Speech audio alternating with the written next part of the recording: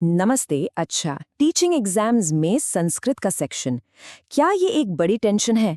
तो आज हम इसी टेंशन को एक मौके में बदलने वाले हैं। मतलब वो जो अनसीन पैसेज आता है उसको देखकर थोड़े घबराहट तो होती ही है ना? पर ये एक आम बात है और इसका एक बहुत ही सिंपल सा सॉल्यूशन है। हाँ, स्पेशली सुपर टेट जैसे एग्जाम्स में संस्कृत के मार्क्स ही तो रैंक ऊपर नीचे कर देते हैं। और ज्यादातर लोग कहाँ फंसते हैं? इसी गद्यांश में। तो प्रॉब्लम पता है क्या है? हमें लगता है कि भाई जब तक एक एक शब्द का मतलब पता नहीं होगा, ग्रामर के सारे रूल्स याद नहीं होंगे, तब तक तो जवाब दे ही नहीं सकते। पर क्या ये सच में ऐसा है? चलो एक काम करते हैं, इस प्रॉब्लम को देखने का एंगल ही बदल देते हैं।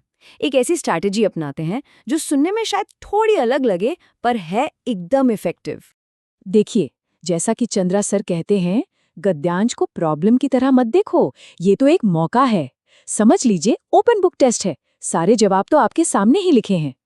तो ये इफेक्टिव टेक्निक है क्या? बस 3 सिंपल स्टेप्स हैं। पहला, पैसेज को भूल जाइए, सीधा क्वेश्चंस पढ़िए। दूसरा, क्वेश्चंस में जो मेन वर्ड्स हैं मतलब कीवर्ड्स उनको पकड़िए। और तीसरा, बस उन्हीं कीवर्ड्स को पैसेज में ढूंढ निकालिए। और मजे की बात यह है कि जवाब आपको ठीक उन्हीं शब्दों के आसपास मिल जाएगा, या तो उसी लाइन में या एक लाइन ऊपर या नीचे। तो पूरे पैसेज का ट्रांसलेशन करने का झंझट ही खत्म। लेकिन कहानी में एक ट्विस्ट है। बात यहीं खत्म नहीं होती। कुछ सवाल ऐसे भी आते हैं जिनका जवाब सिर्फ कीवर्ड ढूंढने से नहीं मिलता। हाँ, ये एक बहुत इंपॉर्टेंट पॉइंट है। उन सवालों का क्या जो सीधे सीधे ग्रामर से पूछे जाते हैं।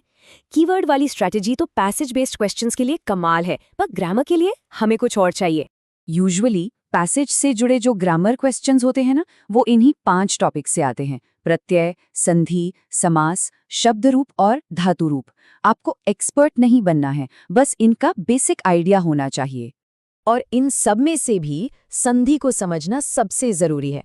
ये समझ लीजिए संस्कृत ग्रामर का फाउंडेशन है। अगर ये समझ आ गया तो बाकी चीजें भी आसान लगने लगेंगी। तो चलो आज इसी पर फोकस करते हैं। तो चलो संधि के नियमों को एकदम सिंपल तरीके से समझते हैं। ये मुश्किल बिल्कुल नहीं है, बस पैटर्न पकड़ने का खेल है। सिंपल भाषा में समझे तो संधि का मतलब है जॉइन होना या जुड़ना। जब दो शब्द पास पास आते हैं ना, तो एक की आखिरी आवाज और दूसरे की पहली आवाज मिलकर एक नई आवाज बना लेती है। बस इसी प्रोसेस को संधि कहते हैं। अब देखिए, ये है दीर्घ संधि। इसका प्रिंसिपल बहुत इंटरेस्टिंग है। जब दो एक जैसे छोटे स्वर मिलते हैं तो वो मिलकर एक लंबे स्वर में बदल जाते हैं।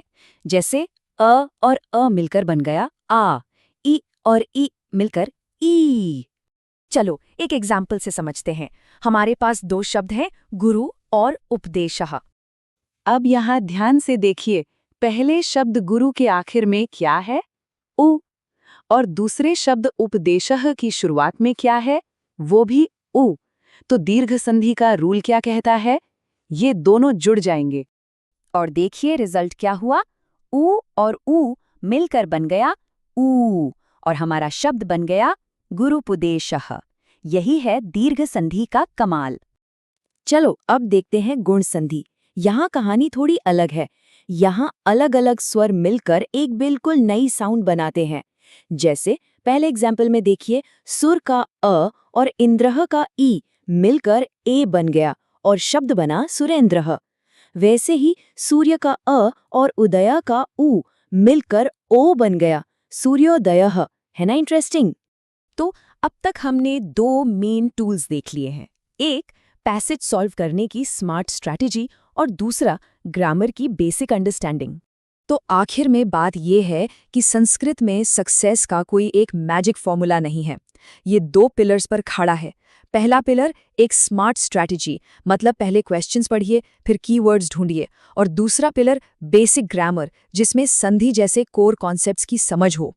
तो ये जो अल्टीमेट टूल किट है ना, वो कोई एक ट्रिक नहीं है, ये कॉम्बिनेशन है पैसेज सॉल्व करने की स्मार्ट स्ट्रैटेजी और ग्रामर की सॉलिड फाउंडेशन का।